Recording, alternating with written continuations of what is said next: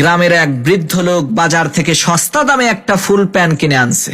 এখন বাড়িতে এসে সেই ফুল প্যান্টটা পরে দেখে ফুল প্যান্টটা তার পায়ের থেকেও আধ হাত বেশি লম্বা। তখন সেই বৃদ্ধ লোক তার স্ত্রীর কাছে গিয়ে বলল, আমার এই প্যান্টটা আধ হাত বড় হয়েছে, তুমি প্যান্টটাকে আধ হাত কেটে সেলাই করে একটু ছোট করে দাও তো।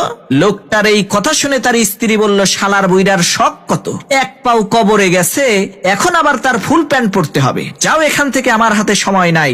স্ত্রীর এই ঝাড়ি শুনে সেই বৃদ্ধ লোকটি তার পুত্রবধূকে বলল, মা, আমার এই প্যান্টটা আধ হাত লম্বা হয়েছে, কেটে একটু ছোট করে দাও না। পুত্রবধূ বলল, বাবা, আমার হাতে সময় নাই।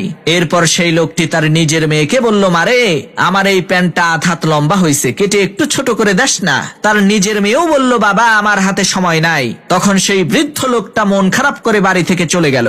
তখন সেই বৃদ্ধ লোকটার স্ত্রী চিন্তা করলো, আহারে, আমার স্বামী বুড়া মানুষ, কয়দিনই আর বাঁচবে, একটা প্যান্টই তো পরতে চাইছে, দেই একটু সেলাই করে প্যান্টটাকে ঠিক করে দেই। এই চিন্তা করে সেই বৃদ্ধ লোকের স্ত্রী ফুল প্যান্টটাকে আধ হাত কেটে ছোট করে জায়গা মতো রেখে দিছে। এদিকে বৃদ্ধ লোকটার পুত্রবধূ আবার চিন্তা করলো, আহারে, আমার শ্বশুর ছোট একটা কাজ দিছে, না করলে খারাপ দেখা যায়, দেই প্যান্টটাকে কেটে একটু ছোট করে দেই। পুত্রবধূ ও প্যান্টটা নিয়ে আধ হাত কেটে সেলাই করে জায়গা মতো রেখে দিছে। অন্যদিকে সেই বৃদ্ধ লোকটার নিজের মেয়ে, সেও চিন্তা করলো, আমার আব্বা প্যান্টটা কাটতে কইলো, কাটলাম না, এটা কি ঠিক করলাম, যাই প্যান্টটা কেটে একটু ছোট করে দেই। এইভাবে তিনজন মহিলা মানুষ মিলে ওই ফুল প্যান্টটাকে নির্যাতন করে 1.5 হাত ছোট করে ফেলছে।